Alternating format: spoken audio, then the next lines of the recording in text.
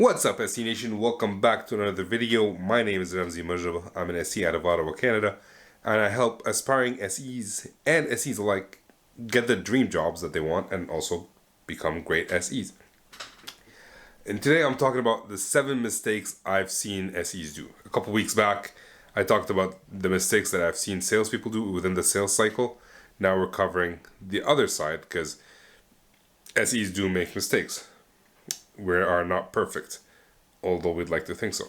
Now, last time we talked about the sales cycle, so we're going to follow the same format. I did create the video already, but turns out it doesn't have any audio, so we're doing this again. If you've ever watched any of my videos, you know I talk a lot about the sales cycle itself because everything that we do is dependent on the sales cycle. If we're doing something outside of the sales cycle, I don't know how that would be helpful to actually close a deal unless it's learning something new. Now, if you disagree with that, please leave a comment and let me know. So let's start off with the first mistake that I see, which comes during the lead acquisition. Generally speaking, when we're talking about leads, those come from marketing, come from SDR, come from account managers. And the common mistake I see is SEs think they have nothing to do with generating leads. Now, we're not generating leads in the sense of actively doing work for the sole purpose of creating leads, but we can create leads accidentally in most cases. For example, I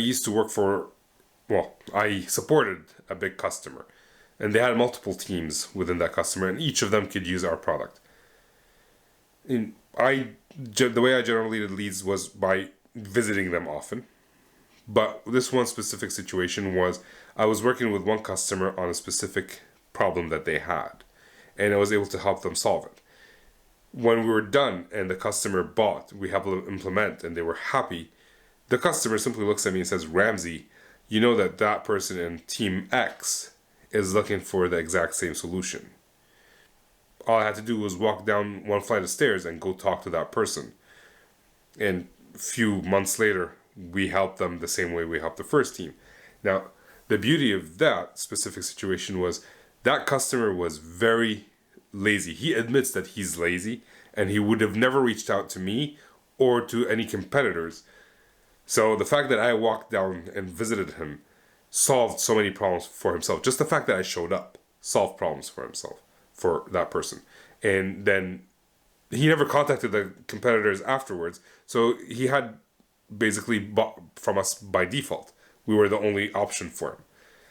Now, this is a specific situation, but we get a lot of times where we can generate leads. For example, if we're working with one customer and we've built a very good relationship with them, and one of the team members moves to another customer, that's a lead. You can reach out to that person, see if they need help. We can generate leads just through water cooler talk, through being a good person, through being a trusted advisor. Trevor Spires, I talk about him quite a bit. He has his own YouTube channel talking all about AWS, and he's an AWS solution architect. So he's probably generating leads for AWS. So that's the first example. I'll come back with some more with relation to other mistakes that people make in a sales cycle. Hello again. I have a few minutes before my next meeting, so let's run through a couple of mistakes that I've seen SEs do throughout the sales cycle. And it could be at any stage, but probably usually the first meeting with a customer. So it could be a qualification or discovery. And generally speaking, when SEs are invited, they're invited to a discovery, but the deal is not qualified. And that's a mistake from the account manager's perspective, but from the SE's perspective, their mistake is they never qualify the account manager. Then we need to ask questions like, what's the deal? What are they looking for? Just some basic questions. And if you have the same questions that you ask pretty much every time, then those should be in a checklist, and it should be a process. Account manager invites you to a call. You either send them an email with the checklist, or you can jump on a call with them and ask those questions directly. It depends on your relationship and I guess your personality. If you're blunt or you're more into, account managers are my customers and I need to keep them happy. As SEs, that's one mistake that I see a lot of us do. We just jump on a call. We don't qualify, or maybe we do jump on a call with the account manager, but we don't push enough, and we feel like we don't have the power to push enough. And that comes with experience. That comes with learning how to talk to account managers, different account managers as well, because different account managers have different ways of communication. So that's the second mistake. The third mistake is we're invited into a discovery, and as sales engineers, we just start doing a demo. But what are you demoing?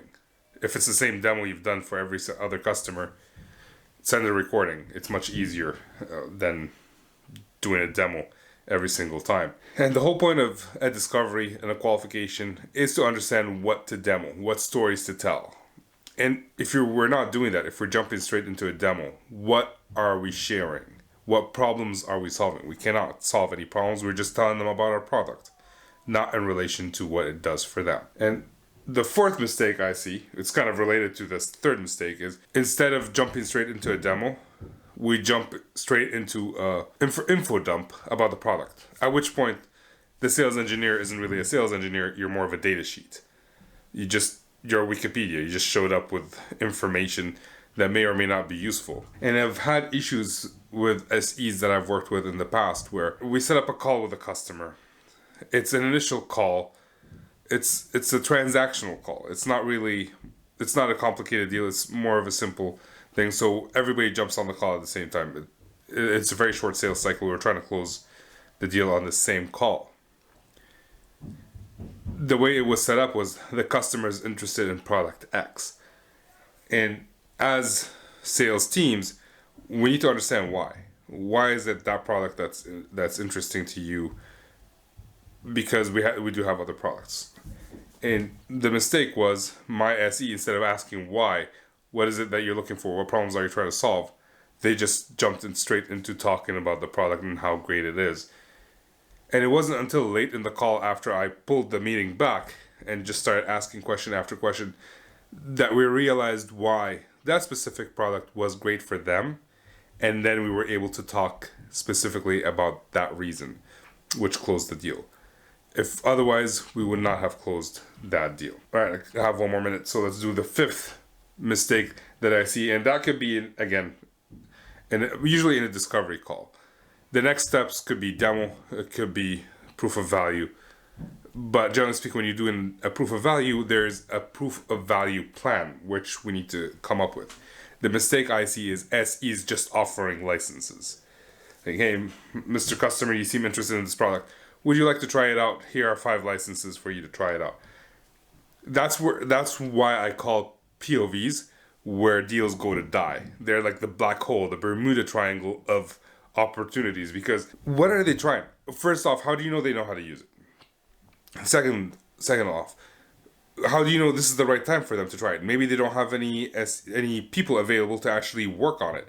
It's not like you give them licenses and it just works. No product, no matter how many times they've used it, just works. Everything needs integration. Everything needs some information transfer for them to be able to use it. So just offering licenses from day one as fast as possible will not close the deal faster, will not be anything positive about that for that deal. It will only delay and probably kill the opportunity, because now we went from, hey, let's build a relationship, to you go try it on your own. And we just lost that communication. We lost the ability to continue to meet with them, have them trust us, build that relationship, build that trusted advisor relationship going forward.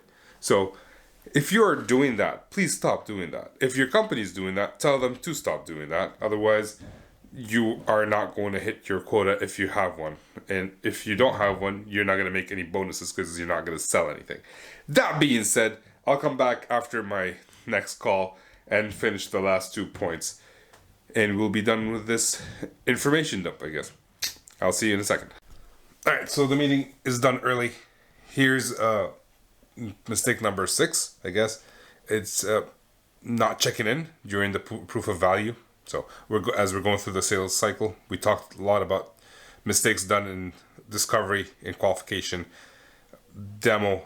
That could be its own thing. Actually, I have a video of mistakes done in a demo. I'll link it somewhere. And then you have the proof of value. And it's not checking in. Not having scheduled times to check in with your customer about how things are going with them. That's a very big one, which is why proof of values is where deals go to die. But also, I would add checking in at any point in time. As sales engineers, we need to check in with our customers. We just did a demo. How did it go? What did the customer think? It's been a week since we last heard from them. Did you do something wrong? Check it out.